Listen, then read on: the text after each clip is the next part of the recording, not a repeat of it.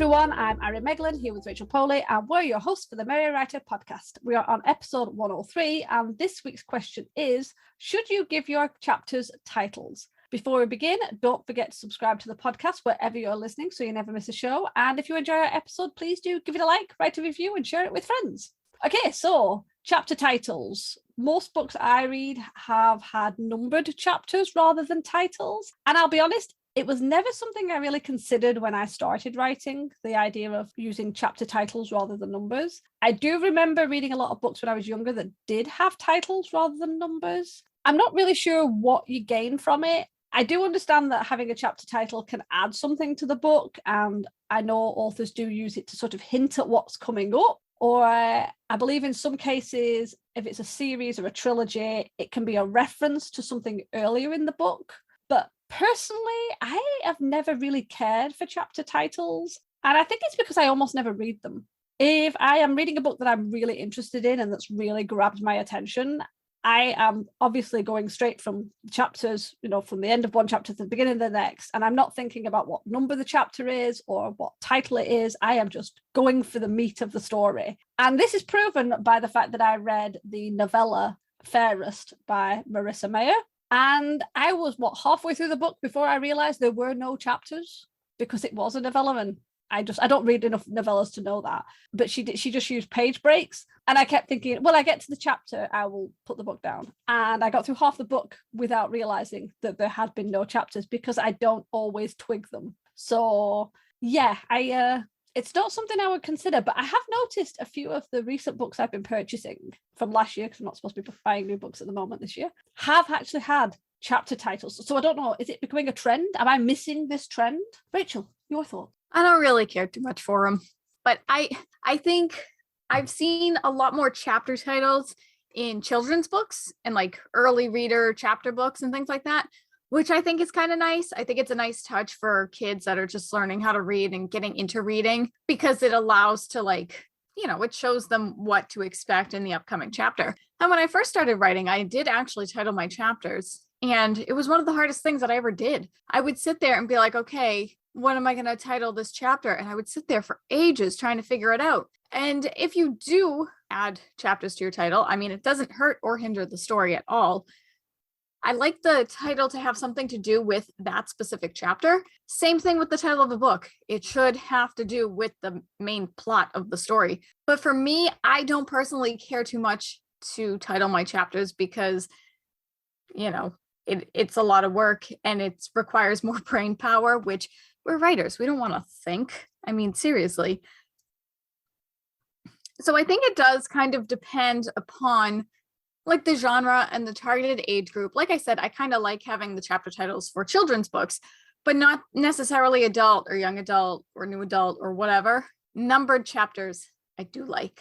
I like knowing what chapter I'm on. Every time I pick up a book, I go to the back and I say, okay, how many chapters are there? 26? Great. I don't like it when there's just nothing. Page breaks are fine. If the novella that you said that you read, page breaks are fine, but I like having the chapters. I like having that concrete place to stop, even though page breaks kind of do that. But for some reason, to me, chapters are more final. Oh, I agree. Seriously.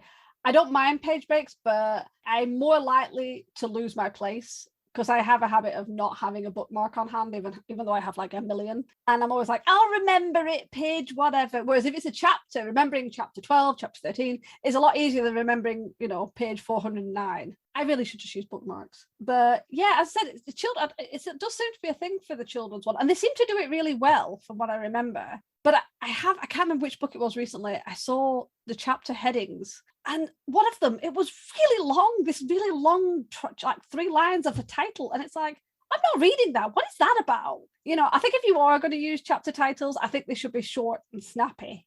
Like it's just like a little hint or even a location or a person, just something. It should not be 2 or 3 lines of a title. I mean, I'm actually quite bad where I've read books that are in first person, but they jump between different people. So like maybe chapter 1 will be one character, chapter 3 will be another character, whatever. I've read books where I've missed that. And usually what happens is they'll have like a chapter number and then underneath it'll be like, Martin or Eric. or something like that. And then you realize, oh, that's the chapter. This is Martin's chapter. This is Eric's chapter. I know who I'm reading about. I have read books where I'm 3 chapters in and I'm like, what the hell? And it's because I didn't realize they flipped between, I'm up to chapter 3 and suddenly it's a different point of view. And I missed that it was a different person than the first chapter. So I don't know, maybe it's the eagerness of reading that I'm just skimming the unimportant parts. And because of that, I am never going to read the chapter title. I think if you want people to read the chapter titles, because obviously knowing which POV you're in is important,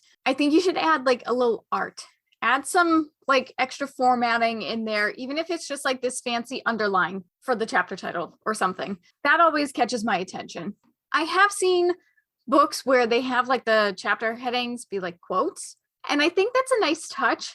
But as Ari just mentioned, I find that to be way too long. Some quotes could be like a quick one-liner. Other quotes could be like a literal paragraph. So I do agree that if you're going to have chapter titles, make it short and sweet. You got to think of your chapters as if it's like an episode of a TV show. And you can give each chapter title like its own theme, have them written in a similar way, kind of like the show Seinfeld. Every episode begins with the Chinese restaurant, the parking garage, the red dot. And that's like the focus of that episode. Yeah, so I think you should have it like short and sweet. Give it a theme if you want, or just number it and leave it alone.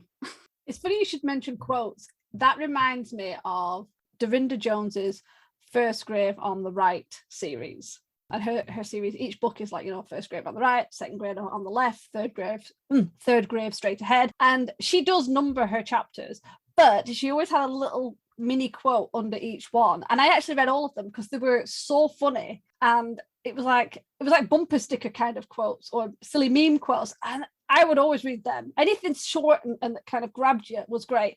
I think if it had been actually the title of the chapter, or if it had been a longer quote, like you, it'd be like, yeah, I'm not reading that. It needs to be shorter. It needs to be really either funny or witty or, makes you really think. But let's be honest, like you said, it's so much more work. Coming up with chapter titles, they have to be intriguing or interesting or connected to the chapter. You don't want to put spoilers. You don't want them to be too long. I do not need that extra work.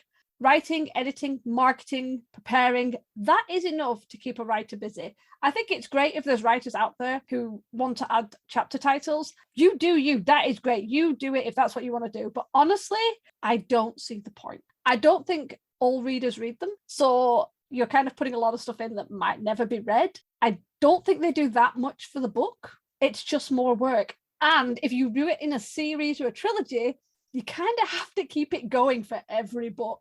So you set a precedent. And since I almost always write stories that are longer than a standalone, I would not want that precedent.